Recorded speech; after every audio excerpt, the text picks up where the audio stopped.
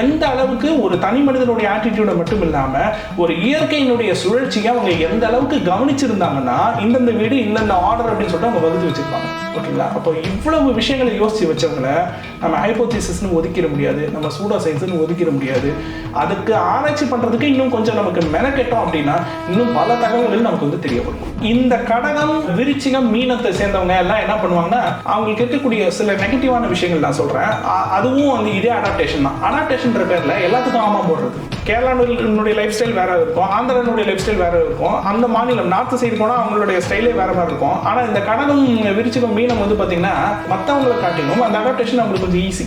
எல்லா விஷயத்தையும் தனக்குள்ள போட்டு புதைச்சி வைக்கக்கூடிய எந்த ஒரு ரகசியத்தையுமே வெளியே விடாத ஒரு அழுத்தமான ஒரு ஆட்டிடியூட் இருக்கு பாருங்க. அது வந்து இந்த மூணு ராசி சேர்ந்தவர்கள். ஒன்று. ரெண்டாவது, அவங்கள பற்றியே உங்களால் வெளியே கணிக்க முடியாது.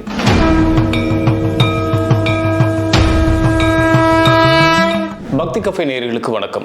ராசி நட்சத்திரம் பற்றி டிஎன்ஏ ஜோதிடம் என்ன சொல்கிறது அப்படின்னு தெரிஞ்சுக்கிறதுக்காக டிஎன்ஏ ஜோதிடர் விஷால் அவர்களை இன்னைக்கு நிகழ்ச்சிக்கு இன்வைட் பண்ணியிருக்கோம். வணக்கம் சார். வணக்கம் சார். இந்த ராசி நட்சத்திரங்களில் நிறைய விஷயங்கள் சொல்லிட்டு இருக்காங்க. அதில் ராசிகளுக்கு தனித்தனியாக ஒரு இது பிரிக்கப்பட்டிருக்கு. ஒன்று வந்து நீர் ராசிகள், நெருப்பு ராசிகள், காற்று ராசிகள் அப்படின்னு. ராசிகள் அப்படிங்கிறதே ஜென்ரலாக இருக்குது. அதில் நீர் ராசிகள், நெருப்பு ராசிகள் வாஸ்து மாதிரி இருக்குது கிட்டத்தட்ட கேட்குறதுக்கு. இதுக்கு பின்னாடி இருக்கிற உண்மைகள் என்ன அப்படின்னு தெரிஞ்சுக்கணும். அதுக்காக தான் கேட்குறேன். நீர் ராசிகள் அப்படின்னா என்ன, நெருப்பு ராசிகள் என்ன, காற்று ராசிகள் என்ன? இந்த நெருப்பு, நிலம், காற்று, நீர் இது எல்லாமே வந்து மனிதனுடைய ஒரு ஆட்டிடியூட் மட்டும்தான். ஓகேங்களா? அந்த ஆட்டிடியூடை வந்து நீங்கள் ஜென்ரலாக தெரிஞ்சுக்க முடியும். ஆனால் அதுவுமே வந்து ஜாதகத்தினுடைய வீரியத்தை பொறுத்து மாறுபடும். அந்த டிஸ்க்ளைமரை நான் முதலே சொல்லிடுறேன். ஏன்னா வந்து எல்லா நெருப்பு ராசியும் நீர் ராசிக்காரங்களும் வந்துடுவாங்க. இப்போ நான் சொல்கிறது வந்து மற்ற ஜோதிடர்கள் சொல்கிற மாதிரி பொதுவான ஃபேக்ட் தான். ஓகேங்களா? என்னுடைய அண்டர்ஸ்டாண்டிங் நெருப்பு ராசி பற்றி, நில ராசியை பற்றி, நீர் ராசியை பற்றி, காற்று ராசியை பற்றி எப்படி இருக்குது அப்படின்றத நான் ஒன்றுன்னா சொல்லிட்டு வரேன். நெருப்பு ராசிகள் என்னென்னு பார்த்தீங்கன்னா மேஷ ராசி, சிம்ம ராசி, தனுசு ராசி, இது மூணுமே வந்து நெருப்பு ராசி. நான் வந்து நான் ஆரம்பத்திலே சொன்ன மாதிரி ராசியை விட ரொம்ப முக்கியமான ஒரு விஷயம் எதுன்னு பார்த்தீங்கன்னா லக்னம். ஏன்னா ராசி வந்து ஒரு 50% தான். லக்னம் தான் அந்த பர்சனை இண்டிகேட் பண்ணக்கூடிய விஷயம். ஸோ நான் வந்து லக்னத்தை பற்றி தான் நான் பேச முடியும். ஸோ மேஷ லக்னம், சிம்ம லக்னம், தனுசு லக்னம், இந்த மூன்று இருக்கு இல்லையா? இந்த மூன்று வந்து நெருப்பு வீடு. சரி, இப்போ இந்த மூன்று வீட்டுக்கான தன்மை அல்லது இந்த மூன்று நபர்களுக்கு காமனாக இருக்கக்கூடிய ஃபேக்டர், நான் கவனிச்ச ஃபேக்டர் என்ன அப்படின்னு சொல்லிட்டு பார்த்தீங்கன்னா, ஒரு 24 வயசு, இந்த பிஃபோர் மேரேஜ், பிஃபோர் கெரியர், அந்த சொல்லுவாங்களே மஞ்சள் பை தூக்கிட்டு வந்தாங்க அப்படின்னு சொல்லிட்டு சொல்லுவாங்க இல்லையா? அதுக்கு முன்னாடி அவங்களுடைய பர்சனாலிட்டி, அவங்களுடைய ஆட்டிடியூடு, அவங்களுடைய நாலேஜினுடைய அளவு, அவங்களுடைய எக்ஸ்போஷர், இது எல்லாமே ஜீரோ. ஜீரோனா இன்ட்ரோவெர்ட்னா எப்படின்னா யாரோட பழகினது கிடையாது, யாரோட பேசுறது கிடையாது, மற்றவங்கிட்ட எப்படி பேசணும்னு தெரியாது, எப்படி பழகணும் தெரியாது, எதுவுமே தெரியாது. அவ்வளோ ஆமைச்சூர்னு மட்டும் சொல்ல முடியாது, இன்னசென்ட் அப்படி இருக்கிறவங்க ஒரு கெரியர்னு வரும்பொழுது அல்லது வெளி உலகம்னு வரும்பொழுது அல்லது ஒரு ரிலேஷன்ஷிப்னு ஒரு வீட்டுக்குள்ள நுழையும் பொழுது ஜென்ஸ் அண்ட் லேடிஸ் அவங்களோட அந்த டிரான்ஸ்ஃபார்மேஷன் இருக்கு பார்த்தீங்களா? கரெக்டாக ஒரு 5 வருஷத்துக்கு முன் 5 வருஷத்துக்கு பின் நீங்கள் அந்த நபரை பார்க்கும்போது இவரா அந்த நபர் அப்படிம்பீங்க. உங்களால் நம்பவே முடியாது. ஒரு ஒன்றுமே அது ஒரு ஆள் ஒரு ஹல்க் மாதிரி ஒரு பலம் கொண்ட ஒரு நபராக இருந்தால், ஒரு சூப்பர் பவர்ஸ் கொண்ட ஒரு ஆளாக இருந்தால் எப்படி இருக்கும், எல்லாமே தெரிஞ்ச ஒரு ஆளாக இருந்தால் எப்படி இருக்கும், அந்த மாதிரி 0 to ஹீரோ டிரான்ஸ்ஃபார்மேஷன் யாருன்னா இந்த நெருப்பு லக்னத்தை சேர்ந்தவர்கள். யாரு? மேஷ லக்னம், சிம்ம லக்னம், தனுசு லக்னம். ஆனால் நம்ம இவ்வளோ புகழ்றோம்ல, ஆனால் அந்த மெச்சூரிட்டி அவங்களுக்கு சாதாரணமாக கிடைச்சிருக்காது. அந்த மெச்சூரிட்டி கிடைச்சிருக்கிறதுக்கு அவங்க கிடைக்கிறதுக்கு ரொம்ப கஷ்டப்பட்டுருப்பாங்க. பல அவமானங்கள், பல வலிகள், அதெல்லாத்தையும் தாண்டி இந்த மட்டம் தட்டுறது அந்த மாதிரி விஷயம்லாம் இருக்கும் இல்லையா? குறைஞ்சது ஒரு 1000 பேராவது அவங்க மட்டம் தட்டியிருப்பாங்க. அதெல்லாம் கண்டுக்காம, அதை பற்றி கொஞ்சம் கூட இதுவாகாம அதெல்லாம் வாங்கி வாங்கி வாங்கி வாங்கி வாங்கி அவங்க என்ன ஆயிடுதுன்னா எல்லாத்தையும் எரிச்சிடுறது. ஓகேங்களா? ஒரு புடம் போட்ட தங்கமாக மாறி நிற்பாங்க. ஆனால் இவங்க கிட்ட இருக்கக்கூடிய டிராபேக் என்னன்னா, இவங்க பக்கத்தில் யாரும் போக முடியாது. பக்கத்தில் எப்படி போக முடியாதுன்னா, இப்போ நீங்கள் எப்படி நெருப்புக்கு வந்து ஹீட் எனர்ஜியோ, சோலார் எனர்ஜியோ, லைட்டோ, அல்ட்ரா வயலட்டோ எல்லாமே உங்களுக்கு வந்து தூரம் இருந்தால் தான். கிட்ட போனால் பொசுங்கிடுவீங்க, அவ்வளோதான் இல்லையா? ஸோ இப்போ இவங்களை வந்து நெருங்க முடியாது யாராலையும். எட்ட நின்று ஒரு கும்பிடு போட்டு அவங்களுக்கு வேணுன்ற விஷயத்த அவங்ககிட்ட கேட்கலாம், அவங்களால கேர் பண்ண முடியும், செய்ய முடியும், எல்லாமே பண்ண முடியும். கிட்ட எவ்வளோ நெருங்குவாங்களோ அவ்வளோ வந்து அவங்களுக்கு வந்து அந்த இரிட்டேஷன் அப்படின்றது ஜாஸ்தியாகிட்டு இருக்கும். அதாவது இந்த நெருப்பு வீடுகள் இருக்கு இல்லையா? மேஷ லக்னம், சிம்ம லக்னம், தனுசு லக்னம், இந்த 3 லக்னத்துக்கும் வெளியே நின்று பார்க்குறவங்க, எட்ட நின்று பார்க்குறவங்க அவங்கள வந்து ஒரு ஹீரோ வர்ஷிப் மாதிரி பண்ணுவாங்க. ஒரு சூப்பர் ஹீரோ வர்ஷிப் அவங்களுக்கு கிடைக்கும். ஆனால் கூட இருக்கிறாங்க பாருங்க, கூட இருக்கிறவங்க வந்து கம்ப்ளைண்ட்டாக சொல்லி தருவாங்க. ஏன்னா அவங்களுக்கு தான் அந்த நெருப்பு எவ்வளோ அக்ரெசிவ் அப்படின்றது தெரியும். இதுதான் அவங்களுடைய நேச்சர். ஓகேங்களா. எட்ட நின்னா நல்லது. கிட்ட இருக்கிறவங்களுக்கு சங்கடங்கள் இருந்துட்டு தான் இருக்கும். ஆனால் அப்படி பார்த்தா அவங்க ரிலேஷன்ஷிப்குள்ளே இன்வால்வ் ஆக முடியாது. கிட்ட இருக்கிறவங்க அதை தாங்கி தான் ஆகணும், வேற வழி கிடையாது. இது வந்து நெருப்போட ஆட்டிடியூட் ஒன்று. இப்போ இந்த குணநலன்களை வச்சு தான் அது நெருப்பு ராசிகள் அப்படின்னு சொல்லப்படுது. ஆமாம், ஒன்று இல்லை. ரெண்டாவது, நெருப்பு ராசின்னு சொல்கிறதுக்கு இன்னொரு அறிவியல் ரீதியான காரணமும் உண்டு. அதில் என்னன்னு பார்த்தீங்கன்னா, நீங்கள் இந்த ராசிகளை அலைன் பண்ணாங்கல்ல, நெருப்பு நிலம் காற்று நீர்னு அலைன் பண்ணியிருப்பாங்க. மறுபடியும் நெருப்பு நிலம் காற்று நீர். ஃபர்ஸ்ட் மேஷம்ல நெருப்பு, மறுபடியும் ரிஷபம் நிலம், மிதுனம் வந்து காற்று, கடகம் நீர், மறுபடியும் சிம்மம் வந்து நெருப்பு, கன்னி வந்து நிலம், துலாம் வந்து காற்று, கடகம் வந்து நீர், விருச்சிகம் வந்து நீர், மறுபடியும் தனுசு வந்து நெருப்பு, நிலம் காற்று நீர், எப்படி போகும் இல்லையா. இதில் ஒரு இன்ட்ரெஸ்டிங்கான ஒரு கனெக்டிவிட்டி நீங்கள் வந்து எப்படி செக் பண்ணலான்னு பார்த்தீங்கன்னா, இந்த நெருப்பு அப்படின்ற ஒரு விஷயம் இருக்கு இல்லையா, அது வந்து உங்களுக்கு கேசியஸ் மாலிகுல் இல்லை அப்படின்னா, ஒன்று அட்டாமிக் ஃபியூஷன் இல்லைனாலோ, கேசியஸ் மாலிகுல் இல்லைனாலோ, ஆக்சிஜன் இல்லைனாலும் நெருப்பு ஆகாது, நெருப்பு எரியாது. அப்போ நெருப்பு வந்து எதோட டிபெண்ட்? கேஸோட டிபெண்ட். அப்போ காற்றோட டிபெண்டான ஒரு விஷயம் வந்து நெருப்பு. ஓகேங்களா. சரி, இப்போ நீங்கள் நம்ம சூரியனே என்னன்னு சொல்கிறோம், அட்டாமிக் ஃபியூஷன் நடக்குது, அதுக்குள்ளே வந்து கேசஸ் மாலிகுல்ஸ் வந்து உங்களுக்கு ஃபியூஷன் நடந்துகிட்டே இருக்குன்னு சொல்லிட்டு சொல்கிறோம். அதனால தான் அது பல்லாயிரக்கணக்கான வருடங்கள், பல கோடி வருடங்கள் அது எரிஞ்சுக்கிட்டே இருக்குது. ஓகே, இப்போ நம்ம கதைக்கு வருவோம். இந்த நெருப்புன்ற வீடு இருக்கு இல்லையா, அது எப்போவுமே காற்றுக்கு டிபெண்ட். ஓகேங்களா. நீங்கள் கரெக்டாக பாருங்கள், மேஷம் வீட்டுக்கு கரெக்டாக எதிர் 7ஆம் பாவமாக வரக்கூடிய வீடு துலாம். அந்த துலாம் வீடு காற்று ராசியாக தான் இருக்கும். தனுசு வீடு நெருப்பு வீடு. ஓகேங்களா. அதுக்கு 7ஆம் பாவமாக வரக்கூடிய மிதுனம் வந்து காற்று ராசியாக தான் இருக்கும். சிம்மம் வீடு நெருப்பு வீடு. ஓகேங்களா. அதுக்கு 7ஆம் வீடா வரக்கூடிய கும்பம் வந்து காற்று ராசியா இருக்கும், காற்று வீடா இருக்கும். அப்போ இவங்க அலைன் பண்ணி வச்சிருக்கிறதே பாருங்க, ஒரு பாவத்துக்கு இன்னொரு பாவம் ஆப்போனன்ட்னு இருக்கு பாருங்க. அது எப்படின்னா, இந்த பாவம் இல்லாம அந்த பாவத்தால இயங்க முடியாது, அது இல்லாம இதால இயங்க முடியாது. ஓகேங்களா. அதே மாதிரி நில வீடு இருக்கு இல்லையா, ரிஷபம்னு ஒரு வீடு இருக்கு. அதே மாதிரி நிலத்துக்கு இன்னொரு வீடு கன்னி, நிலத்துக்கு இன்னொரு வீடு மகரம். இந்த ரிஷபத்துக்கு 7ஆம் வீடா வரக்கூடிய வீடு எது பார்த்தீங்கன்னா விருச்சிகம். அந்த விருச்சிகம் வந்து நீர் ராசி. நிலம் இருக்குது, அந்த நிலமோட நீர் உங்களுக்கு கலக்கலன்னு வச்சுக்கோங்களேன், நிலத்துக்கு உயிரே கிடையாது.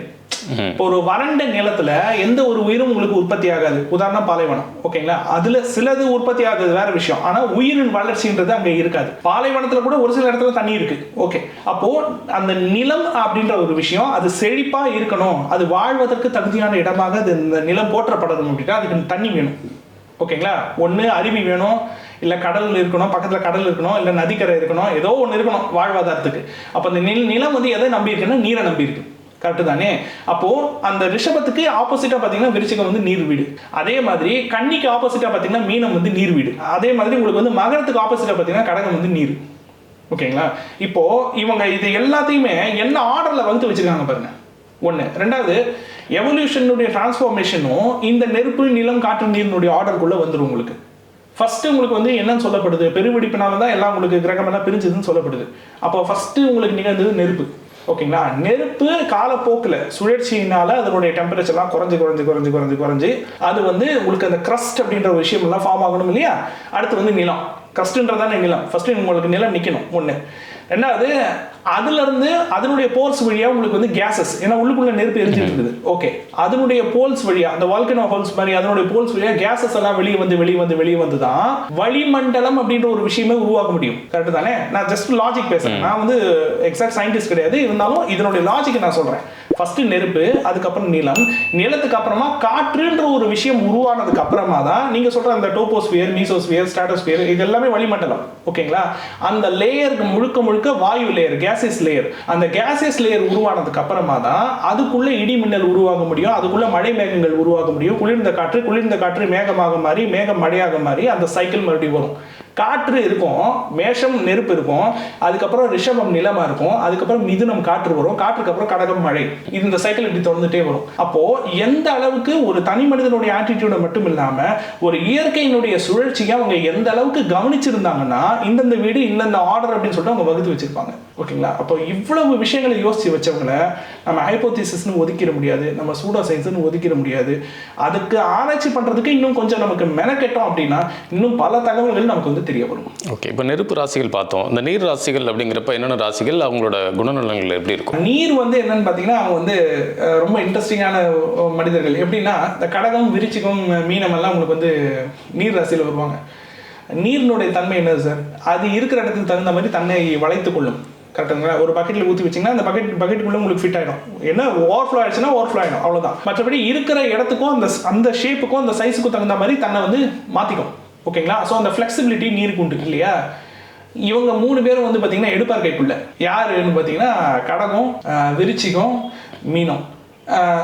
சில பேர் சொல்லுவாங்க இல்லையா, இங்கே இருக்கும்போது உனக்கு வந்து இந்த விஷயமெல்லாம் சாப்பிட்டு உனக்கு பழக்கமே கிடையாது, இந்த லைஃப் ஸ்டைல்லாம் உனக்கு வாழ்ந்து பழக்கமே கிடையாது, ஆனால் அங்கே போனதும் அப்படியே ஒரே வாரத்தில் மாறிட்ட சொல்லுவாங்க இல்லையா. அவங்க ஆளாவே நீ மாறிட்டல. நம்ம நிறைய பேர் சொல்லுவாங்க இல்லையா, தமிழ்நாட்டிலேருந்து கேரளாக்கு போயிருப்பாரு. ஸோ கேரளா ஃபுட்டு அவருக்கு பழக்கம் இருக்காது. கேரளானுடைய லைஃப் ஸ்டைல் வேற இருக்கும், ஆந்திரானுடைய லைஃப் ஸ்டைல் வேற இருக்கும். அந்த மாநிலம் நார்த் சைடு போனால் அவங்களுடைய ஸ்டைலே வேற மாதிரி இருக்கும். ஆனால் இந்த கடகம், விருச்சிகம், மீனம் வந்து பார்த்தீங்கன்னா டக்குன்னு அடாப்டிவ். அது இருக்கிற இடத்துக்கு தகுந்த மாதிரி தன்னை வந்து டக்கு டக்குன்னு மொழியிலிருந்து, கலாச்சாரத்திலேருந்து, சாப்பாட்டுலேருந்து அந்த அந்த ஒரு அடாப்டேஷன் இருக்குது பார்த்தீங்களா. அந்த அடாப்டேஷன் கொஞ்சம் அவங்களுக்கு மற்றவங்களை காட்டிலும் அந்த அடாப்டேஷன் அவங்களுக்கு கொஞ்சம் ஈஸி. மேசம் சிம்மம்ங்கிறது வந்து டிரான்ஸ்மிஷன், இவங்க வந்து அடாப்டேஷன். ஆமாம், இவங்க வந்து அடாப்ட் ஆகிறாங்க, அவங்க வந்து டிரான்ஸ்மிட் ஆகிறாங்க. ஓகேங்களா, டிரான்ஸ்மிட்னா சூப்பர் ஹீரோவாக டிரான்ஸ்மிட் ஆகிறாங்க. இவங்க வந்து இடத்துக்கு தகுந்த மாதிரி இவங்க அடாப்ட் ஆவாங்க. அதனால அவங்கள விட இவங்களுக்கு வந்து பார்த்தீங்கன்னா ஹேட்டர்ஸ் வந்து கொஞ்சம் கம்மியாக இருப்பாங்க. ஏன் கம்மியாக இருப்பாங்கன்னா, இந்த கடகம், விருச்சிகம், மீனத்தை சேர்ந்தவங்க எல்லாம் என்ன பண்ணுவாங்கன்னா, அவங்களுக்கு இருக்கக்கூடிய சில நெகட்டிவான விஷயங்கள் நான் சொல்கிறேன்.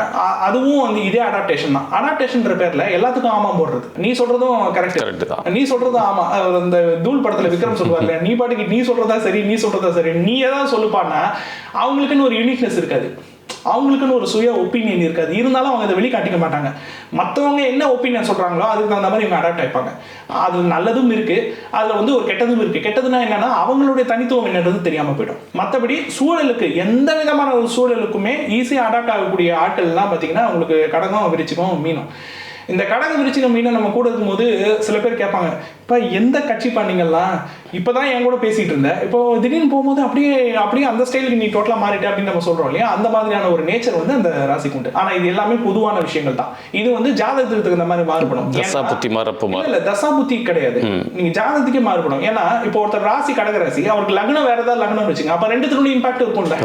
இப்போ அதுக்கு தகுந்த மாதிரி அது வந்து மாறுபடும். ஒருவேளை ராசியும் லக்னமும் ஒன்றா இருந்துச்சு அப்படின்னாக்கா இதே ரியாக்ஷன்ஸ் இருக்கும், கொஞ்சம் அதிகமாக இருக்கும். இப்போ நிலம் ராசிகள் அப்படின்னா யார் யார்? அவங்களோட ராசிகள்லாம் வந்து என்னன்னா, அவங்கள மாதிரி ஒரு அழுத்தமான ஒரு ஆட்களை இந்த உலகத்துல நீங்க பார்க்கவே முடியாது.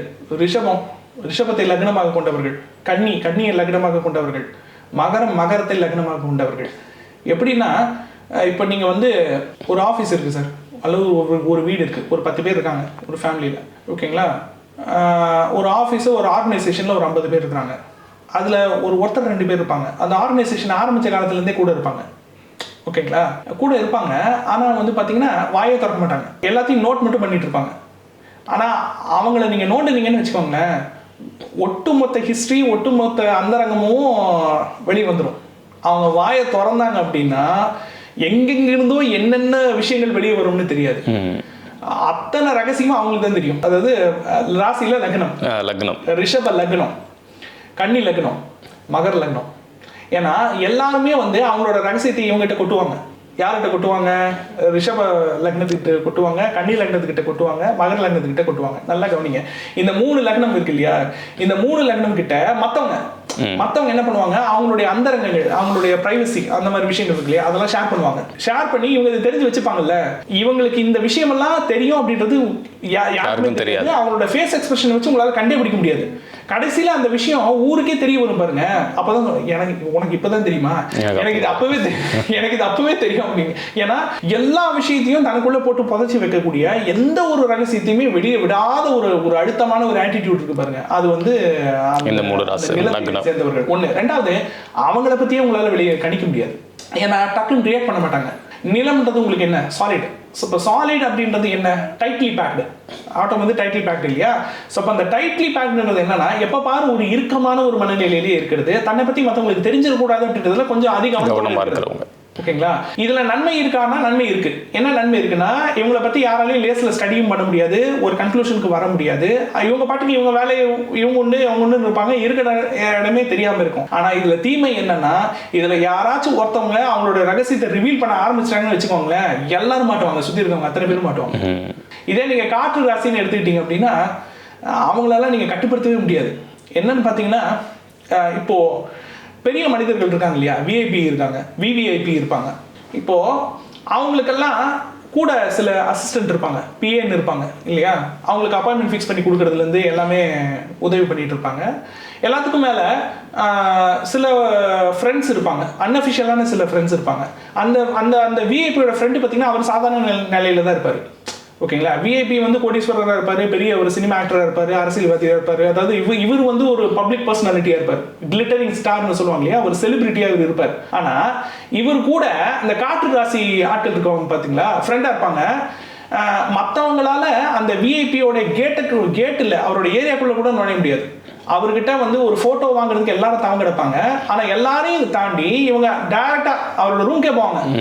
ஓகேங்களா, நம்ம என்ன கூட்டமாக இவ்வளோ நின்றுட்டு இருக்கோம், இவன் பாட்டுக்கு போகிறான் அப்படின்னு, ஓப்பா அவருக்கே ஒரு ஃப்ரெண்டா அப்படின்னு அப்புறமா தான் தெரியும். அந்த மாதிரி அந்த விஐபி அல்லது பெரிய பெரிய நெருங்க முடியாத ஆட்களுக்கு நண்பர்களாக இருப்பாங்க பார்த்தீங்களா. ஆனால் அவங்க சாதாரண இடத்துல தான் இருப்பாங்க. அவங்கெல்லாம் பார்த்தீங்கன்னா இந்த மாதிரி காற்று ஏதோ ஒரு விஷயங்கள்ல காற்று லக்னத்தை கொண்டவர்கள். மிதுன லக்னம், துலா லக்னம், கும்ப லக்னம், மிதுன ராசி, துலா ராசி, கும்ப ராசி, அந்த மாதிரி காற்று வீட்டை வந்து ராசியாகவோ லக்னமாக குறிப்பாக லக்னமாக கொண்டவங்க. அவங்களாம் பார்த்தீங்கன்னா அவங்களோட கான்டாக்ட்ஸ் எல்லாம் பாருங்க, எல்லாம் பெரிய பெரிய ஆளுங்களா இருப்பாங்க. இவங்க சாதாரண லைஃப் ஸ்டைலில் வாழ்ந்துட்டு இருப்பாங்க. ஆனால் இவங்களை பிடிச்சா வந்து ஒரு விஐபியோட கான்டாக்டை நீங்கள் பிடிச்சிடலாம். நீங்கள் எது சம்மந்தப்பட்டு நீங்கள் வந்து கான்டாக்ட் இன்ஃபர்மேஷன் கேட்கணுன்னாலும் எல்லாத்துக்கும் ஒரு ஆள் வச்சிருப்பாங்க. அந்த ஆஃபீஸா எனக்கு அதில் ஒரு ஆள் தெரியும், அந்த ஒரு இன்ஃப்ளூயன்ஸ்னு சொல்லுவாங்க பாருங்க. ஏன்னா காற்றுன்றது வெறும் காற்று கிடையாது. இந்த காற்று மூலியமாக தான் நம்மளுடைய கம்யூனிகேஷன் எல்லாமே ஒரு இடத்துல இருந்து இன்னொரு இடத்துக்கு டிரான்ஸ்போர்ட் ஆகுது. அப்போ காற்றினுடைய ஆட்டிடியூட் என்ன, ஒரு இடத்துல இருந்து தகவலை இன்னொரு இடத்துக்கு கொண்டு போய் சேர்க்கிறது. அதுதான் ஃப்ரீக்வன்சி, அதுதான் செல்ஃபோன், அதுதான் டெலிஃபோன், அதுதான் இமெயில், இன்டர்நெட், எல்லாமே இது எல்லாமே 2Gலேருந்து 5Gலேருந்து எல்லாமே காற்று தான்.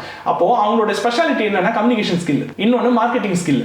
நிறைய பேரை ஃப்ரெண்டு பிடிச்சி வைக்கிறது, நிறைய பேரை நிறைய கான்டாக்ட்ஸை மெயின்டைன் பண்ணி வைக்கிறது. ஏன்னா கான்டாக்ட்ஸ் எல்லாரும் மெயின்டைன் பண்ண மாட்டாங்க. இப்போ ஒரு பெரிய செலிபிரிட்டி இருப்பார் சார், அவரால் வந்து அவரோட ஃபோனில் 5000 பேர் கான்டாக்ட் இருந்தாலும் அவரால் ஒரு நாளைக்கு 5 பேரை கூட கான்டாக்ட் பண்ண முடியாது. ஏன்னா அவர் ரொம்ப பிஸியாக இருப்பார். ஆனால் இவங்க அப்படி கிடையாது, எல்லாரோடவும் இவங்களால கான்டாக்டை மெயின்டைன் பண்ண முடியும். யார்கிட்ட வேணாலும் அப்பாயின்மெண்ட்டே இல்லாமல் ஒருத்தரை போய் பார்க்க முடியும். ஸோ அந்த ஒரு யூனிக்கான தன்மை வந்து இந்த காற்று ராசிக்கு உண்டு. ஒரு லக்னத்திற்கு என்னென்ன குணநலன்கள் இருக்கும் அப்படின்னு ரொம்ப பிரீஃபாக எங்களோட ஷேர் பண்ணிக்கிட்டீங்க. நிகழ்ச்சிக்கு வந்து மிக்க நன்றி. நன்றி. மீண்டும் மற்றொரு நிகழ்ச்சியில் சந்திப்போம். வணக்கம். இந்த வீடியோ உங்களுக்கு பிடிச்சிருந்தா லைக் பண்ணுங்க, ஷேர் பண்ணுங்க, கமெண்ட் பண்ணுங்க. மறக்காம பெல் பட்டனை கிளிக் பண்ணிட்டு பக்தி கஃபே தமிழ் சேனலை சப்ஸ்கிரைப் பண்ணிடுங்க.